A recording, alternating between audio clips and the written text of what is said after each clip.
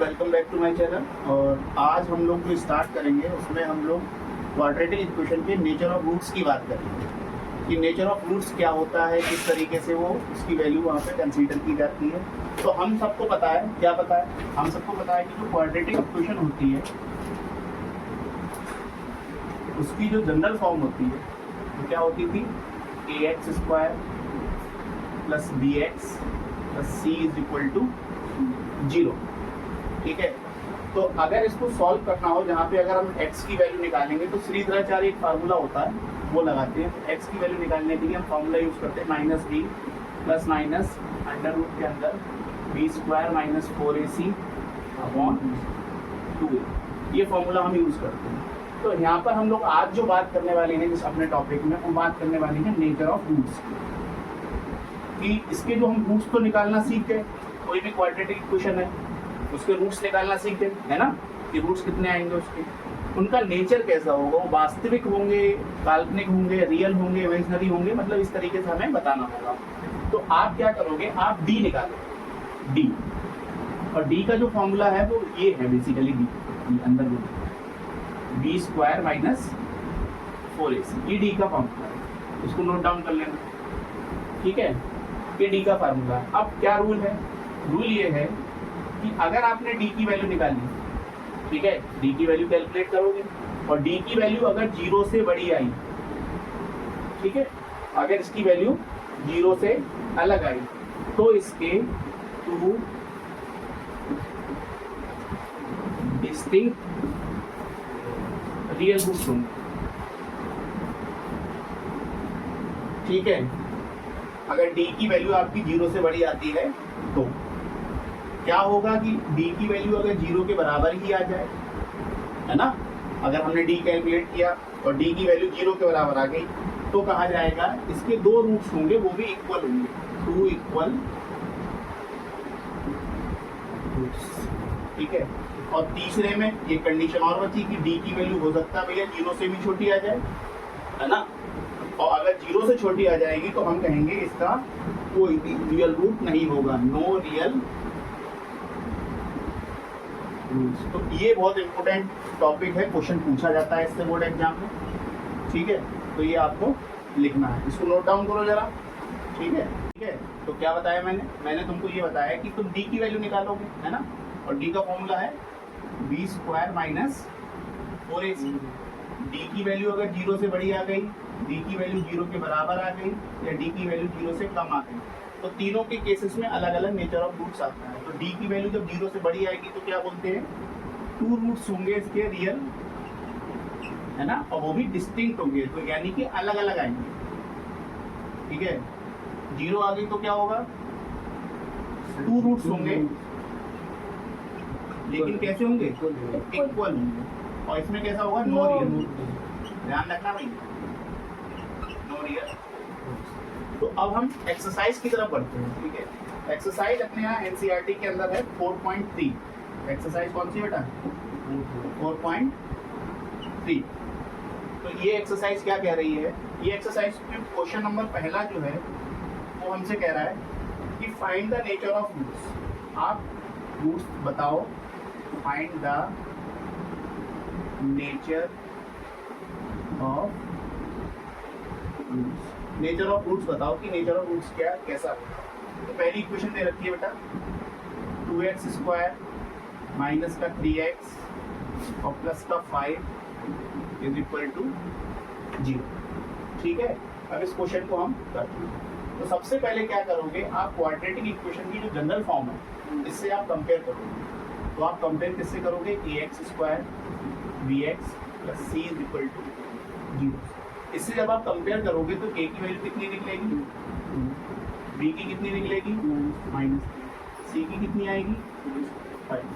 ठीक है, d calculate करते हैं, d इज इक्वल टू होता है b² माइनस 4ac, लगा दो वैल्यू, b की जगह माइनस b का स्क्वायर माइनस 4, a की जगह 2, c की जगह 5, माइनस b का स्क्वायर करोगे तो आ जाएगा 9, माइनस 4 टू 8, 8 5 जा 14, तो 9 में से 40 जाएगा तो बचेगा माइनस का ठीक है, तो इसका मतलब क्या होगा, मतलब स्क्वायर मतलब माइनस के साथ -3 का स्क्वायर है तो 9 आएगा। देखो अगर कोई नंबर है, चाहे वो प्लस का हो चाहे वो माइनस का हो, उसका तुम स्क्वायर करोगे तो हमेशा प्लस में ही आएगा। ठीक है, तो यहाँ पे जब तुमने -3 का स्क्वायर किया तो 9 आ गया। तो बेटा तुम्हारी डी की वैल्यू कितनी आई, -31। इसका मतलब ये 0 से छोटी आई है ना। तो इसका मतलब इस क्वेश्चन के अंदर ये जो तुमने इक्वेशन दे रखी थी, इसमें नेचर ऑफ रूट्स कितना होगा बेटा, कैसा होगा, डी की वैल्यू जब 0 से छोटी आ रही है तो क्या होगा, नो रियल, नो रियल। ये इसका क्या हो गया, आंसर हो गया, नोट डाउन कर लो। अब हम दूसरे क्वेश्चन की तरफ बढ़ते हैं। सेकंड क्वेश्चन में क्या लिखा है, तो सेकंड क्वेश्चन में लिखा है, सेकंड क्वेश्चन इंपोर्टेंट भी है, ध्यान रखना, क्योंकि अंडर रूट यहाँ पे लगता है ना, बच्चा सोचता है अब ये कैसे होगा, तो यही दिक्कत दे देते हैं, लेकिन आसान है। देखो कैसे लिखा हुआ है, dx² माइनस का 4√3 और प्लस कितना लिखा है 4, इधर x भी लिखा है और इधर हो गया 0। तो तुम क्या करोगे, सबसे पहले इसकी कंपेयर करोगे किससे, क्वाड्रेटिक इक्वेशन से, ax² plus bx plus c is equal to 0 से करोगे, क्योंकि ये क्वाड्रेटिक इक्वेशन की जनरल फॉर्म है, आपको कंपेयर इसी से करना है। ठीक है, तो जब आप कंपेयर करोगे तो a की वैल्यू कितनी आएगी, b की बताना सर b की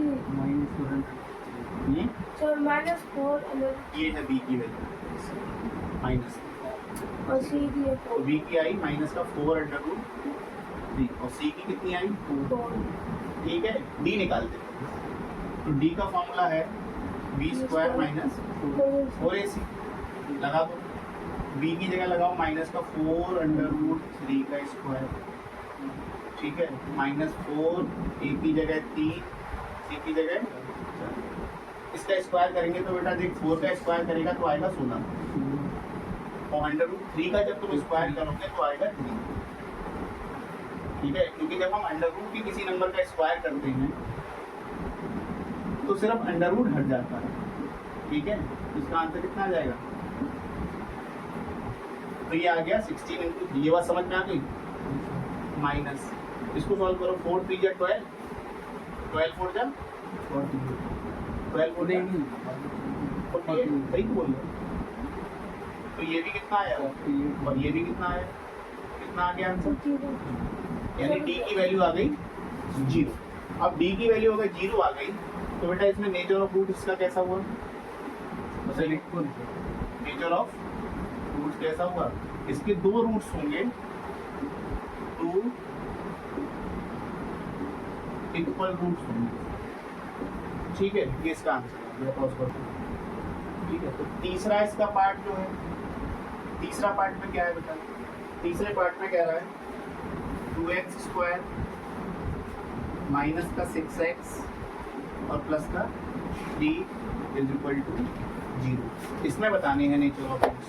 ठीक है, तो सबसे पहले हमें क्या करना है, सबसे पहले हमें ये करना है कि जो क्वाड्रेटिक इक्वेशन है उसको इससे कंपेयर करना है। ठीक है, तो आप कंपेयर करते हैं, हो सकता है मैं थोड़ा तेज बोल रहा हूँ, ठीक है, क्योंकि मेरी आदत पड़ चुकी है बहुत तेज कराने की। खैर उससे कोई दिक्कत नहीं है, कमेंट बॉक्स में आप लोग बता देना, जो भी मेरे यूट्यूब के व्यूअर हैं वो मुझे बता दें कि मैं तेज़ तो नहीं बोल रहा हूँ, अगर मैं तेज़ बोल रहा हूँ तो थोड़ा स्लो कर दूँगा, जैसे अब इस क्वेश्चन को थोड़ा सा स्लो से कराता हूँ। ठीक है, इससे मैंने कंपेयर किया। ठीक है, जब मैंने कंपेयर किया तो यहाँ पे तुम मुझे बताओ ए की वैल्यू कितनी है, 2 सर, बी की कितनी आई, प्लस सी की कितनी आई, डी निकाल, डी होता है b² माइनस 4ac, जवाब होता है डी की जगह लगाया माइनस का 6 का स्क्वायर, सही है, बताते चलना, 4 बी की जगह 2 एंड सी की जगह -6 का जब तुम स्क्वायर करोगे तो ये आ जाएगा 36। इसको खोलोगे तो 4 की जा 8 की जा, ये कितना आ गया, तो हमारी डी की वैल्यू अब की बार कितनी आ गई, अब डी की वैल्यू जो है वो 0 से बड़ी आ गई है ना। तो जब डी की वैल्यू 0 से बड़ी आ गई तो इसका मतलब होगा इसके 2 रियल रूट्स होंगे, सही है, और वो भी कैसे होंगे, डिस्टिंक्ट, दोनों अलग अलग होंगे बेटा। और ना मानो तो मैं तुम्हें सॉल्व करके दिखाऊँ, दोनों अलग अलग, इसके दोनों रूट्स कैसे बने हैं, अलग अलग होंगे। अभी तुम इस क्वेश्चन को सॉल्व करोगे तो इसके दो रियल रूट्स आएंगे और वो भी अलग अलग। ठीक है, इसको नोट डाउन कर लो, उधर पॉज कर लो। तो अब हम दूसरे क्वेश्चन की तरफ बढ़ते हैं। ठीक है, दूसरा क्वेश्चन क्या कह रहा है, दूसरे क्वेश्चन के आंसर इसको ध्यान से देखो। दूसरे क्वेश्चन के अंदर कह रहा है फाइंड द वैल्यू ऑफ के। एक इक्वेशन दे रखी होगी आपको क्वाड्रेटिक फॉर्म में और उसमें के की वैल्यू बतानी है। तो देखो इसका पहला क्वेश्चन जो दे रखा है वो ये है, दूसरा मैं नहीं कराऊंगा, दूसरा आप लोग होमवर्क में करेंगे। ठीक है, और आप यूट्यूब के जितने भी व्यूअर्स हैं वो भी उसका आंसर कमेंट बॉक्स में देंगे। ठीक है, तो पहला क्वेश्चन दिया है 2x² plus kx plus 3 is equal to 0। और आगे उसने कहा है इसी क्वेश्चन में कि इस क्वाड्रेटिक इक्वेशन के इसमें k की वैल्यू तो बतानी है, साथ में इसमें जो रूट्स हैं they have 2 equal roots, they have 2 equal roots. इसने पहले ही बता दिया कि इसका जो d आएगा they have 2 equal roots. 2 equal roots कब आते हैं, जब d 0 के बराबर होता है। तो उसने आपकी बात पहले ही बता दिया कि d की वैल्यू कितनी है, 0। तो देखो किस तरीके से, कंफ्यूज मत होना, बहुत आसान है। सबसे पहले आपको क्या करना है, इस क्वाड्रेटिक इक्वेशन को हमारी जो जनरल क्वाड्रेटिक इक्वेशन है उससे कंपेयर करना है। ax² plus bx plus c is equal to 0। इससे कंपेयर करो तो a की वैल्यू कितनी आएगी, b की वैल्यू कितनी आएगी, हाँ 1 नहीं आएगी, देखो ना। और c की वैल्यू कितनी आएगी, उसने बता दिया है पहले ही कि इस क्वेश्चन के अंदर 2 इक्वल रूट्स हैं। इसका मतलब जो d की वैल्यू है वो 0 के बराबर होगी। सही है, तो d बराबर होता है b² - 4ac और इसको बराबर रख दिया मैंने 0। इतनी बात समझ में आई, कोई दिक्कत तो नहीं है ना, क्योंकि क्वेश्चन के अंदर उसने पहले ही हमको बता दिया है कि ये जो क्वाड्रेटिक इक्वेशन ये दे रखी है इसके जो रूट्स हैं वो इक्वल है, और इक्वल तभी होते हैं जब d बराबर 0 हो। तो इसका मतलब जब हम इसका d निकालेंगे तो 0 के बराबर आएगा, और d का फार्मूला होता है b² - 4ac लगाओगे, b की जगह k² है ना, -4 a की जगह 2, c की जगह 3 बराबर a का स्क्वायर करोगे तो ये आएगा k² -4 की जगह 8 की जगह 24 इक्वल टू 0। ठीक है, अब आप इसको इधर से एक तो 24 को k² बराबर आ गया 24, तो k की वैल्यू आ जाएगी अंडर रूट के अंदर 24। जरा एक बार 24 के फैक्टर करके दिखाता हूँ, 12 6 हाँ 3। ठीक है, तो 24 को लिखा जा सकता है 3। देखो ये तो एक बाहर आ जाएगा तो अंदर में जाएगा 6। ठीक है, तो इसका मतलब जो k की वैल्यू है कितनी है, 2√6। यही तुम्हारा क्या है, इसको नोट डाउन। तो अब हम 4.3 एक्सरसाइज में क्वेश्चन नंबर 3 पर पहुंच चुके हैं। ठीक है, और क्वेश्चन नंबर 3 जो है वो वर्ड फॉर्म में है। क्या कह रहा है क्वेश्चन, पहले देखो मैं तुमको एक बात बताऊं, क्वेश्चन को अगर तुमने समझ लिया कि क्वेश्चन क्या रहा है तो आप मान के चलो आपका आधा क्वेश्चन तो वहीं सॉल्व हो जाएगा। और अगर आप ये नहीं समझ पाए कि करना क्या है इसमें, नहीं कर पाए। ठीक है, तो सबसे पहली ज़रूरी चीज़ होती है उस क्वेश्चन को पढ़ के समझना कि करना क्या है, यह क्या कह रहा है क्वेश्चन। तो इसमें ये कह रहा है आपसे कि इज इट पॉसिबल, क्या ये संभव है कि डिज़ाइन या रेक्टेंगुलर मैंगो ग्रोव, कि एक mango Grove rectangular mango Grove हो पार्क हो। ठीक है, इस तरीके का कि रेक्टेंगुलर मैंगो का ये जो है वो क्या है, बाग है रेक्टेंगुलर। अगर ये पॉसिबल है जिसकी लेंथ जो हो वो ट्वाइस हो इसकी ब्रेथ की, एंड द एरिया हो इसका 800, और अगर ऐसा है तो मुझे लेंथ और ब्रेथ बताओ। बड़ा आसान है, देखो देखने में समझ गए ना कि क्या कह रहा है क्वेश्चन। क्वेश्चन मैं फिर से बताता हूँ क्या कह रहा है। क्वेश्चन आपसे ये कह रहा है कि क्या ये पॉसिबल है कि एक रेक्टेंगुलर मैंगो ग्रोव हो, लाइक आम का बाग हो, जो किस शेप में है, रेक्टेंगल की शेप, जिसकी लेंथ जो हो वो कैसी हो, दुगनी हो, किससे, ब्रेथ से, ठीक है। इसकी जो लेंथ है ये जो है वो इससे कैसी हो, दुगनी, और उसका एरिया 800 मीटर स्क्वायर हो। और अगर ऐसा है, अगर ऐसा पॉसिबल है तो आप उसकी लेंथ ऑफ ब्रेथ बताओ। चलो देखते हैं। तो मैंने मान लिया इसकी जो ब्रेथ है वो x मान लेंथ ब्रेथ ऑफ मैंगो, इसको मैंने कितना मान लिया। अब हम एक्सरसाइज 4.3 के क्वेश्चन नंबर 3 की तरफ बढ़ चुके हैं, ठीक है।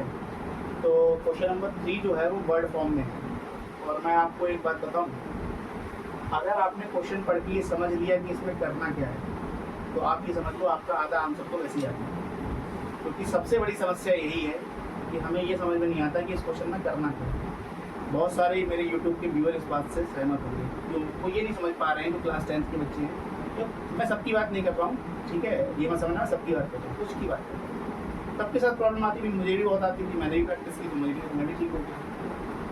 तो ये जो क्वेश्चन है वो आपसे ये कह रहा है कि क्या ये संभव है, इज इट पॉसिबल कि एक रेक्टेंगुलर आम का बाग हो जिसकी जो लेंथ हो वो इस ब्रेथ से कैसी हो, दुगनी हो, और उसका एरिया होना चाहिए 800 मीटर स्क्वायर। तो आपसे कह रहा है कि अगर ऐसा संभव है तो बताओ इसकी लेंथ ऑफ ब्रेथ कितनी हो, ठीक है, बड़े क्वेश्चन की तरह।